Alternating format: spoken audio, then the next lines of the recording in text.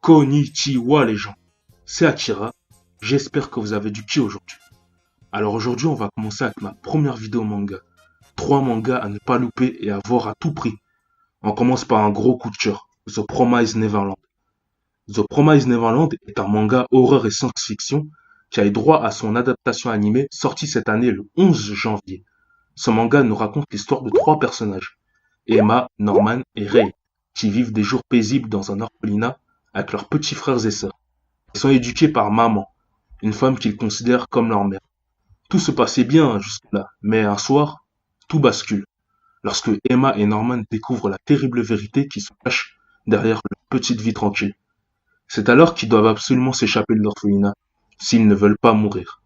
Alors pour moi, ce manga est un putain de chef-d'œuvre, une perle du shonen. Le scénario et la mise en scène est vraiment dingue. Et ce n'est pas toujours que l'on retrouve des shonen centrés sur l'horreur, avec des enfants prêts à tout pour échapper à la mort, sans magie ni super pouvoir, mais seulement avec leur capacité à élaborer des stratégies pour déjouer les obstacles qui se tiendront sur leur route. Bref, je vous conseille énormément.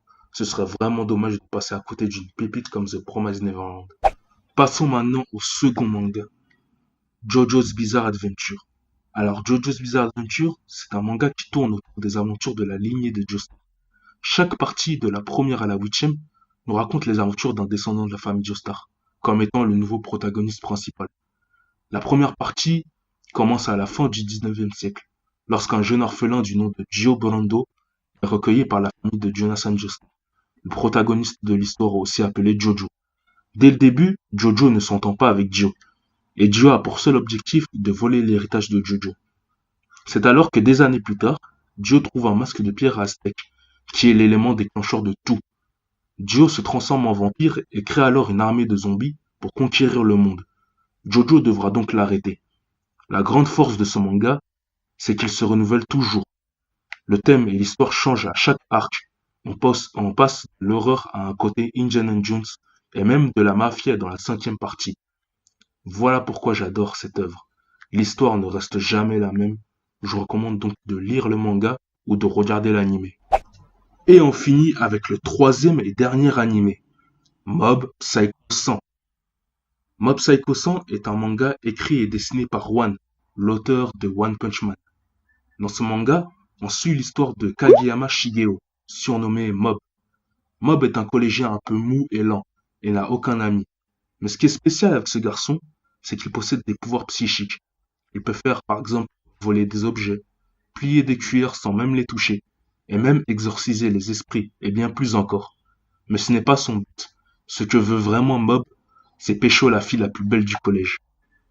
Alors personnellement, je trouvais que ce manga n'avait pas un scénario de fou, et je n'appréciais pas les dessins au début.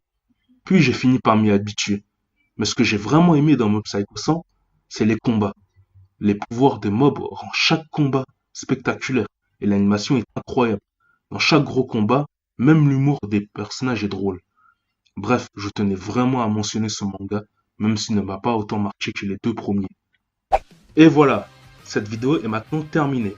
Si vous avez aimé la vidéo, n'hésitez pas à liker, partager et à commenter pour dire ce que vous en pensez. Sur ce, je vous souhaite une bonne journée à tous et que la patience soit avec vous.